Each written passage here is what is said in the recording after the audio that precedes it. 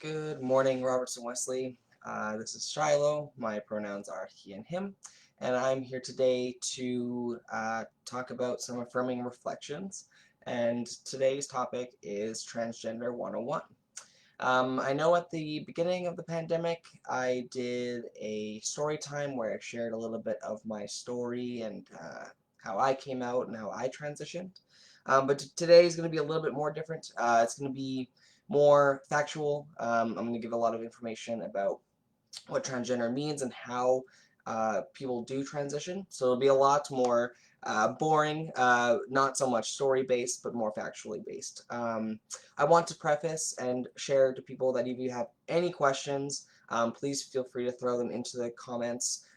No judgment from me. Any questions are welcome, even if you feel like they're not appropriate. If you don't feel comfortable sending them on the comment section, please feel free to email or send me them in the Messenger app. I would definitely love to answer any of your questions. So what does transgender mean? So transgender is a relatively new term, although it's been around for a long time. Transgender people have been around for thousands of years. But transgender is an umbrella term for anyone whose gender identity differs from the sex that they were assigned at birth. So for example, for myself, my sex assigned at birth was female, and so after I transitioned, my gender, not even after, but even before, my gender identity was male, so that made me transgender. This term can also be shortened to trans, so you might hear me say transgender or trans. They both mean the same thing. For those that aren't transgender, they are often they're referenced as cisgender. So these are people whose gender matches the sex that they were assigned at birth. So this term is used for many people just because the term transgender, you don't want to say people who aren't transgender or normal. So that takes away that normality and instead says that you're either transgender or cisgender. Same thing with being gay or straight. It is the same connotations there.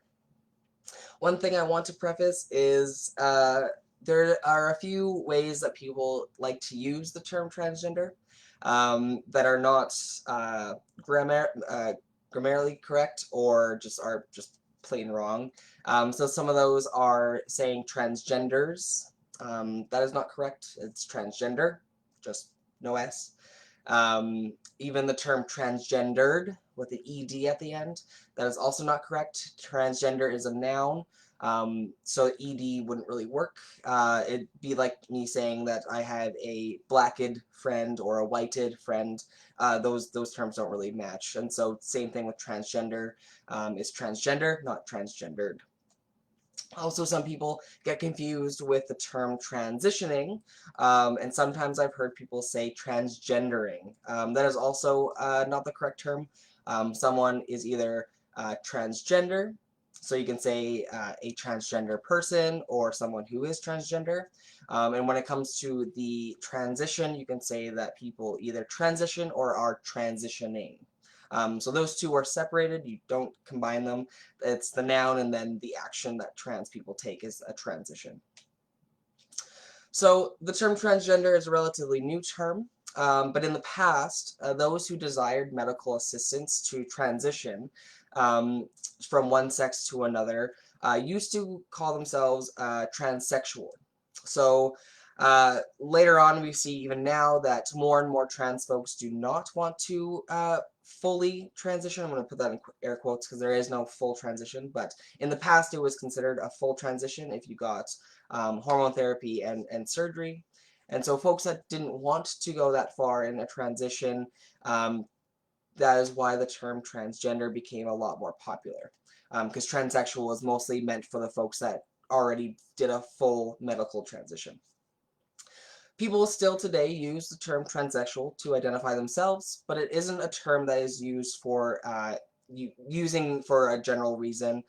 Even in the LGBTQ acronym, we use transgender in that. Honestly, it's best just to ask to see what kind of terms people prefer before referring to them with either transgender or transsexual. Some other terms that are used within the trans community is trans men or trans women. These are usually binary transgender people. So these are folks that transitioned to a different gender in the binary. So for myself, I am a binary trans person. So I transitioned from female to male. So you'll hear that as well, female to male or MTF. And for trans women, it's usually women who were assigned male at birth and transitioned to female, and so they are considered male to female, or MTF. There are also folks who are in the trans community that aren't binary, and they have different words that they use, but transgender is more of an umbrella term. So other terms can be things like non-binary, genderqueer, gender fluid. All of those terms are technically in that umbrella, but sometimes people don't like the term transgender and would prefer to use different terminology like just non-binary, genderqueer, or gender fluid. In the past, and still sometimes today, trigger warning, I will be using derogatory terms that are used against trans people, so pause it or fast forward about a few seconds if you do not want to hear these. But in the past, and still today, transgender people who are known to be trans or who were found out to be trans were often called transvestites. This was a derogatory term that was used against cross-dressers. And in the past, transgender people weren't validated, and so a lot of folks just considered transgender people and cross-dressers to be the same. When they're not, they're completely different identities. And so the term transvestite was used interchangeably with both communities. Another term that is very derogatory that is often used against trans women is the term tranny. This is also a very derogatory term and should never be used to refer to anyone who is, anyone in general, but especially anyone who is transgender or gender nonconforming. To clarify, being transgender is independent from sexual orientation. So this means that transgender people may identify with a sexual orientation. So a transgender person can be heterosexual, homosexual, bisexual, asexual, or just decline labeling their sexual orientation. Being transgender is not a sexual orientation. So for example, before I transitioned, I identified as a lesbian woman. After I transitioned, my sexual orientation didn't change. I was still attracted to women, but my gender identity changed. And so because of that, the terms I used changed. So I am now a male, not a lesbian, or I guess female at the time. A female attracted to women was labeled lesbian. Now I'm a male attracted to women. So in theory, it technically makes me a heterosexual man. So that's just to show that transgender people and sexual orientation, so gender and sexual orientation, are completely different, and the two can be together at the same time. So someone can be, cisgender and have a sexual orientation, or transgender and have a different sexual orientation. And the terms used for sexual orientation may differ pre and post transition, or post coming out. Also, to clarify, the term transgender is also distinguished from the term intersex. So this is a term that describes people who were born with physical sex characteristics that didn't fit the typical binary notions of penis and vagina, or different type of hormones or chromosomes, or internal genitalia as well. So these are folks that may have a mixture or a slight variation in their physical sex characteristics, including secondary sex characteristics, where transgender, someone can be both transgender and intersex. So same thing with the sexual orientation, they are not together, they are independent. So what is transition or transitioning? So being transgender is completely different than being gay or bisexual. When I came out the first time as a lesbian, there wasn't a lot of change that happened. The only thing that really happened was coming out to myself, coming out to my family, and then I started dating women. I identified myself as a lesbian, and that was it. That identity only referred to myself in the way that I showed my love towards my partner. After I came out as trans, and for many people who are transgender, there is 1,000 more steps to do once you come out, if that is the desire that you wish to have after coming out, and if you come out. So these are, I threw everything into 4 different categories just to make it easier to share with you.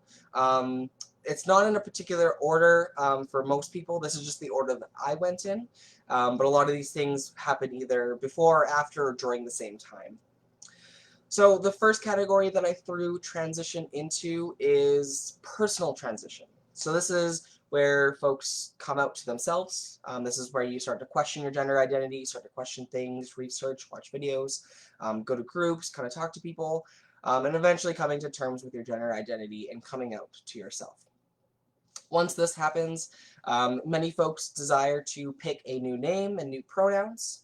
I personally did not pick a new name. I kept my name from birth, but I did change my pronouns. I decided to use he, him pronouns instead of my original she, her. Sometimes folks don't want to change their names, and sometimes they don't want to change their pronouns either, and so they don't. But they might use different pronouns such as they or them, or ze, zir, or per and pers.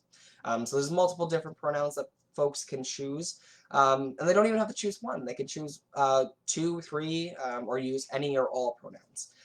So make sure to check in with folks to see what pronouns they use. Some other things in personal transition are language for yourself. I know for me, I loved, joking about being a gay woman or being gay or that's so gay for myself. But after I transitioned, I couldn't use that kind of language for myself because I now was considered a straight person. And so I stopped using a lot of that language that I used to use for myself as a gay person, and that changed.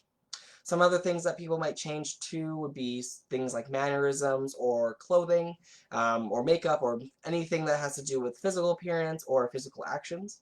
So this might change. For example, one thing that I can think of is handshaking. I know COVID times, that's not really the case now. But when I first transitioned, learning how to give a proper handshake was something that I really had to learn and change. Just because in the realm of masculinity, handshakes seem to be way more common than they were before I transitioned, and I never really did handshakes before. So that was something I had to change. Even things like the way I stood or the way that I walked changed a little bit based on how I saw other people walk. The next category is probably the one that most of you are more familiar with. This category I like to call social transition. So this is where folks then, after personally coming out, doing all the things that they need to do, start to come out to friends, families, coworkers, peers, pretty much anyone that they wish to come out to. This is where they start to publicly, use some of the names that they want to try out or use, the pronouns that they are using, even publicly wearing clothes or any type of expression that they'd like to use in public. This is where most of the time folks like to start using the appropriate bathrooms or change rooms that are comfortable for them. I know for me it took about a few years of using gender-neutral washrooms or family washrooms before I was comfortable enough to then use male washrooms. So that was kind of my thing, but a lot of people just do the switch or do the switch later on. But this is usually the time where the bathroom change rooms start to change. Another thing with social transition is changing how you act in the world. I know this is a little bit counterintuitive. This is very binary, I find. So for example, myself, one example that I like to use is prior to my transition, I had family friends who wore hijabs. So Muslim women, for religious reasons, will wear a hijab, and for them, only their husband are able to see their hair, or their children are able to see their hair, or females can. And so when I was a kid and a young teen, I was able to see the hair of my friends without their hijabs on. But once I came out and transitioned, that was an act that I could no longer do. And my hair seeing kind of stopped as I respected the privacy and request from my friends that they do not want to see me without their hijabs on. Another example is just changing the way or understanding the changes of how society sees you. And so, for example, for myself, I transitioned from female to male. that allowed me to gain a lot of privilege in my world.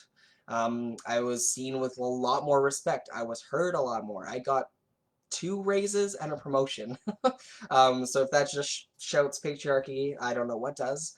And the contrary to folks who are non-binary or trans women, they often get worse things in society where they are seen, looked down upon if they transition, or seen as weird or different.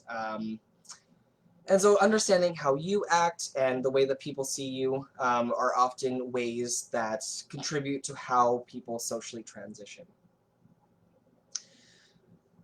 The next category that I like to use when referring to transition is now legal transition. So this is where all the documentation, legal changes happen. This usually takes a lot of time and a lot of money. So a lot of people actually don't do this.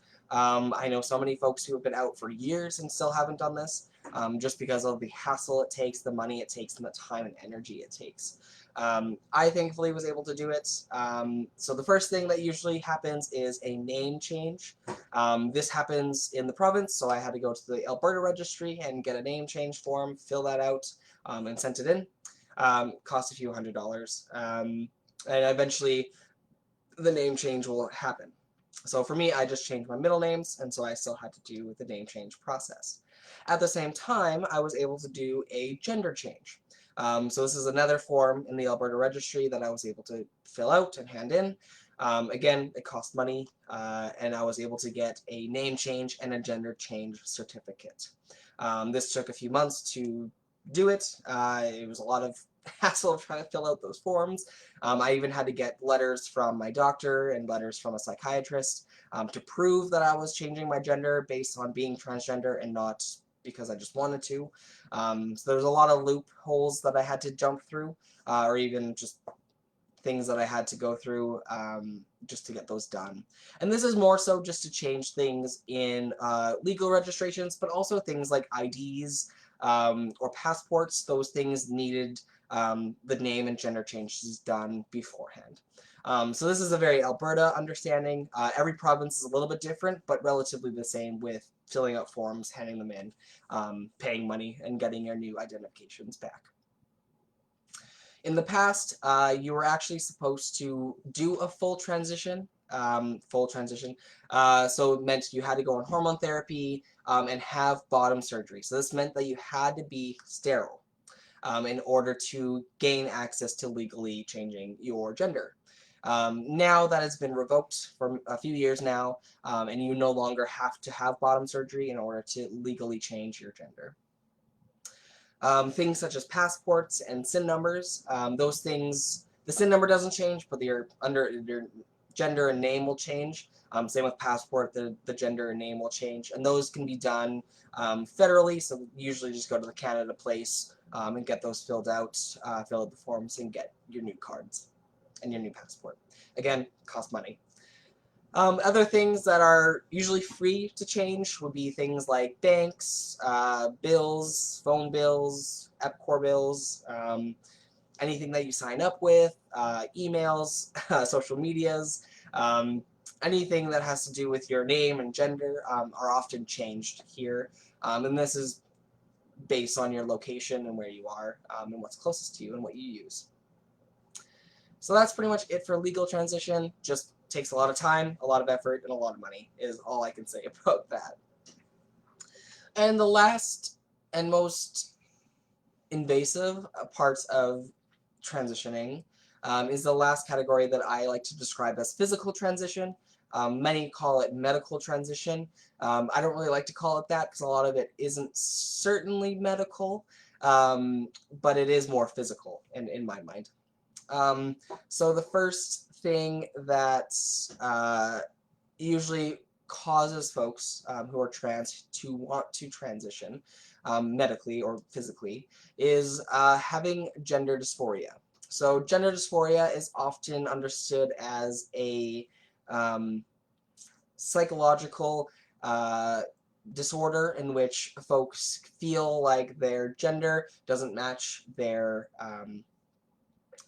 sex assigned at birth, which is the same as trans, but it goes a little bit further. where it's more of a anxiety-induced, uncomfortable discomfort that happens. So not all trans people have gender dysphoria, but folks who have gender dysphoria are almost always transgender. So that's a very distinct difference. So transgender used to be in the DSM-5. So that is the big book of disorders that psychiatrists use. And so being trans was originally the diagnosis. So you had to be diagnosed as being transgender. But nowadays they see that a lot of trans folks actually don't experience gender dysphoria. So many of them actually don't transition medically or physically. But there was a large sum that did experience gender dysphoria and thus wished and desired to physically transition. And this is a way that gender dysphoria is often used, or this is a way that gender dysphoria is often reduced. So for me, an example that I use to describe gender dysphoria to people is oftentimes when you get a new shirt, there's usually a tag in the back or a tag on the side. And say you're walking all day and you feel that tag just rubbing against your skin, and you get so pissed off and you get so angry and anxious that you just want to rip the tag off. That's kind of the internal feeling that gender dysphoria gives you. But those things, or those tags, in reality are things like my voice, lack of facial hair, appearance, breasts, genitalia, many different things. And it's different for everyone. Everyone has different types of gender dysphoria and what they're dysphoric about. But gender dysphoria is essentially that. It's a very uncomfortable disorder in which you just do not like certain parts of your body and you wish and desire for them to change. So for folks that have gender dysphoria, oftentimes physical transition is the way to go. And so the first step usually is going to therapy. There's like regular therapy for folks that like to go there. There's group therapy that folks can join, and there's specialized gender therapy. I went to both, actually all three. I went to regular therapy, gender therapy, and group therapy for trans folks. And that really helped me kind of navigate what to do, where to go, and how to help. And so that's usually the first step that people go through, just to get understanding of where to go, how to even start their physical transition. Usually the first start to transitioning is hormones. So hormones, often called hormone replacement therapy, or HRT for short, is the therapy of using alternate hormones and putting them in your body to change secondary sex characteristics. So for example, this would be testosterone for folks who want to become more masculinized. So this is what I take. There's three ways to take it. There is shots, gel, and patches. So patches, it's like a patch, you put it on a part of your body and your skin absorbs the testosterone. Same with the gel, you just rub it on a part of your body and it goes into your skin. These are usually used daily and help regulate a more normal testosterone level. They're not cheap, so a lot of folks just go with the testosterone shots, which is a needle injection that is intramuscular. This can either be done on the stomach, leg, or butt, and that is done either weekly or bi-weekly. And this is the one that I take. I take my shot every 2 weeks, and I shoot myself in the leg with a needle with a vial of testosterone. And I have to do that for the rest of my life. And so that is kind of a way that I transitioned, and that helped me lower my voice. It helped me gain facial hair. I just shaved today, so you won't see any. It helped me grow body hair. It changes a lot of things, like how I interact with people. It changed how I understood things. It changed how I felt, so it changed a lot of my emotions as well. It changed even things sexually. And so there's a lot of things that physically changes just with hormones alone. And hello, Richard. Thanks for joining. On the other side, there is estrogen or progesterone in replacement therapy. So this is often for trans women or folks who want to feminize their characteristics. So this can often be done in 4 different ways: shot, gel, patch, and pill. So this is the lucky part, is that estrogen, with the thank God for birth control, estrogen is able to be in pill form. And so many folks opt for the pill form of estrogen and progesterone. And this is a way that folks can feminize themselves. And so when you take estrogen replacement therapy, things change. Your hair usually goes down, it becomes different. Skin usually gets softer. Again, mental and emotional things will change. Sexual things will change. So there's a lot of things throughout the body that changes with just estrogen alone. There's also things like puberty blockers or hormone blockers. This helps delay unwanted physical changes that don't match for someone's gender identity. So this delays the changes, which can be a really, really important and life-changing step for young people who want to transition.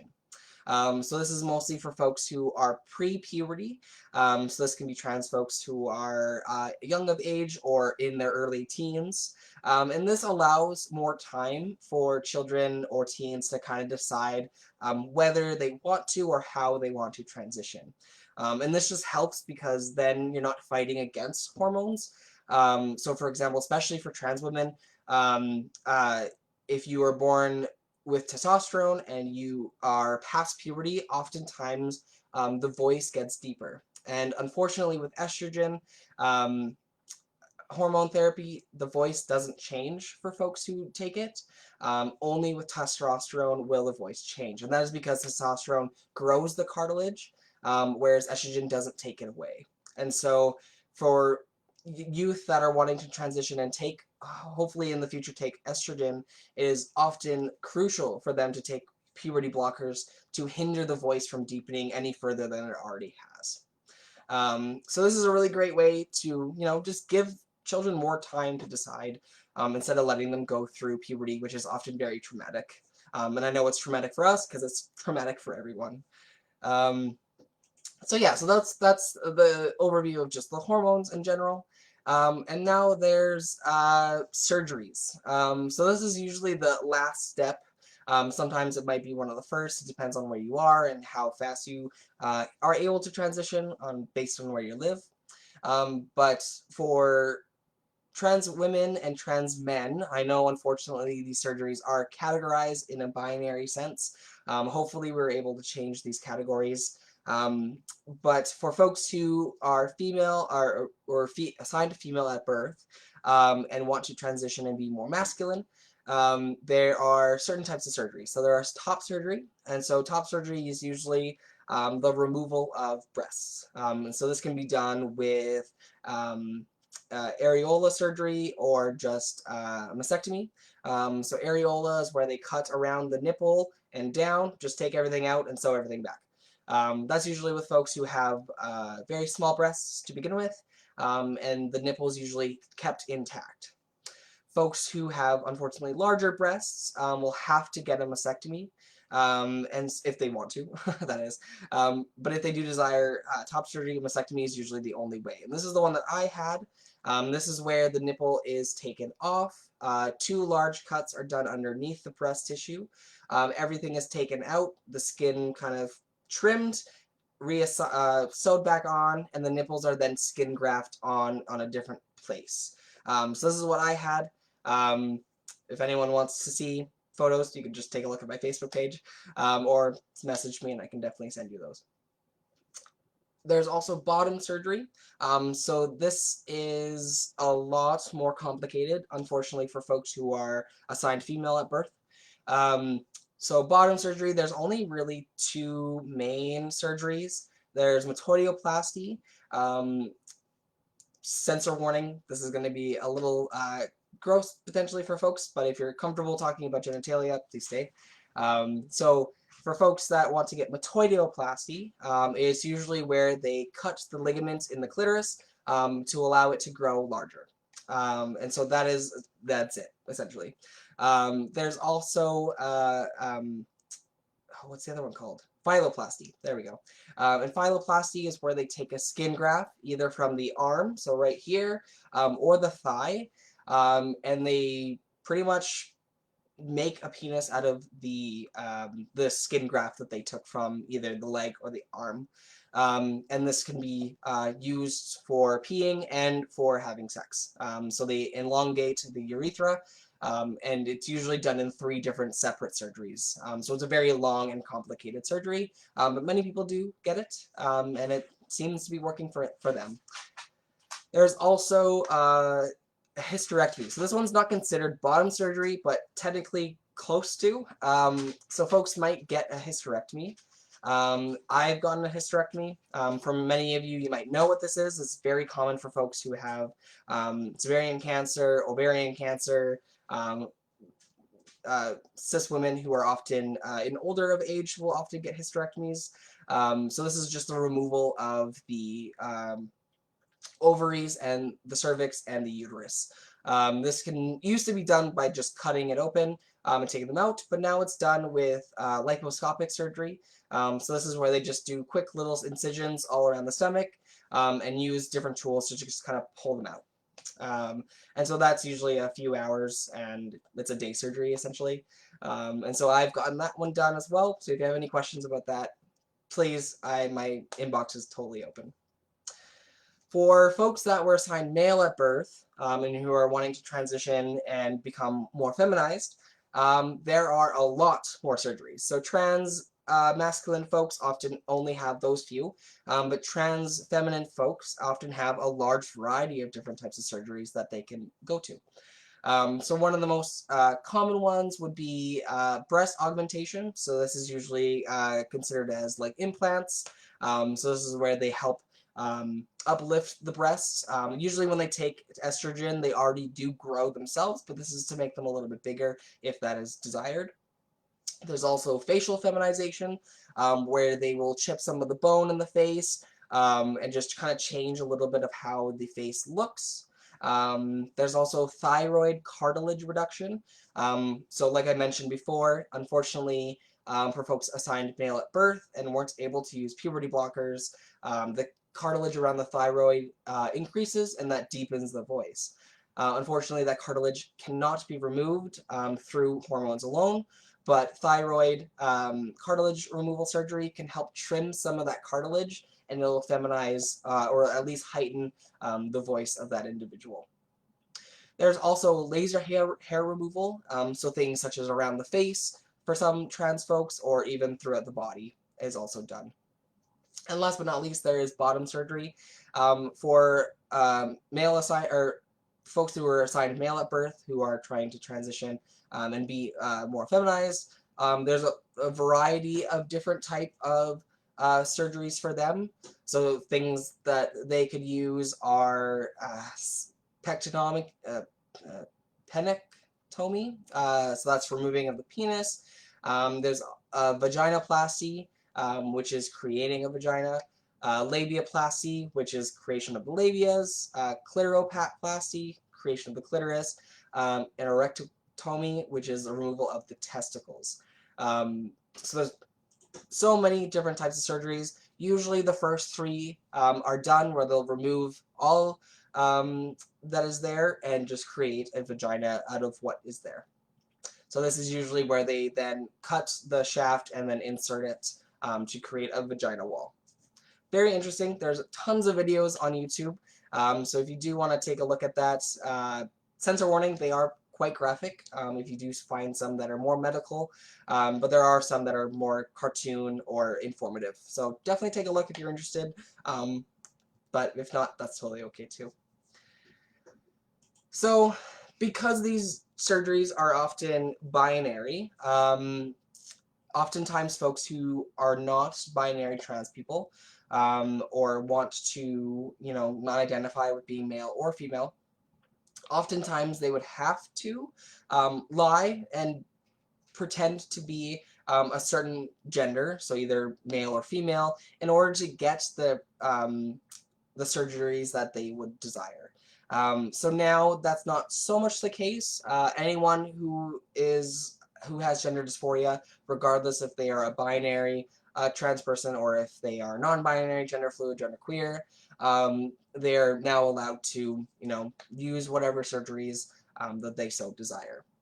Unfortunately, just to end off on quite a sad note, actually, I'll try to make it a little happier. But unfortunately, a lot of these surgeries are not equal either. So unfortunately, um, top surgery, hysterectomies, and bottom surgery for trans masculine folks are all covered by Alberta Healthcare. Um, Unfortunately, for trans feminine folks, only bottom surgery is covered by Alberta Healthcare. And anything like breast augmentation, facial feminization, thyroid cartilage reduction, laser hair removal is all considered cosmetic. And because of that, it is not covered under Alberta Health. And they have to pay that out of pocket, which can be upwards to $10 to $20 to $50,000. So oftentimes, folks are not able to pay that. Thankfully, we live in Canada, so a lot of the things that we do have are covered, unless you go to the States, then you can pay for a lot of these surgeries if you are able to. That's all I have, I guess, for today on the topic of transgender. I know it can be quite confusing for a lot of folks. There's so much to learn and to talk about. Even for me as a trans person myself, there's so much that I personally don't know, because I'm only one person in a mass array of different trans people. So my understanding of being trans is my own and not anyone else's. And I definitely don't speak for everyone in the trans community, but from a very general, basic understanding, this is usually how transition works and goes. Unfortunately, a lot of times this takes a lot of time, a lot of money, and a lot of energy. It took me 4 years to finally get my top surgery. It's not something that happens overnight. It is painful, it is hard, but honestly, life-giving. I wouldn't be here today if it weren't for these surgeries. I wouldn't be here today if it wasn't for hormone therapy. I love the changes it did to my body. I love my body now. And I'm just really grateful that I'm living in a time that I'm able to experience a transition in the way that I wanted to transition. So thank you for joining me. Again, if you have any questions, even if you think they're inappropriate, please send them to me. I'd love to answer any questions that you may have. I don't mind if you want to send me an email or a message, or even comment on this post. I'll be checking it throughout the day. I'd love to answer any of your questions. And if I missed anything from folks that are trans who are watching this and you'd like to kind of throw it in the chat for things that I may have missed, please do so. I'd love to see what you have to say. So thank you everyone for tuning in. For folks that are interested, I do have a Affirming Coffee Hour that happens on Thursdays at 11 a.m. It is on Zoom right now, so if you are interested in joining, please just email me or message me and I can send you the Zoom link. It is a drop-in coffee hour, so don't feel like you have to go into the coffee hour right at 11. You can join in at a later time, or you can come and leave whenever you'd like. So please come and join. It's just a time to chat, ask questions, and just hang out with me and a bunch of other folks. So I would love to see you there, so stay tuned, and let's see. Oh, thank you, Tamara. Thanks for watching. No worries. I will see you all then, and I'll see you next week. Take care, everyone. Bye-bye.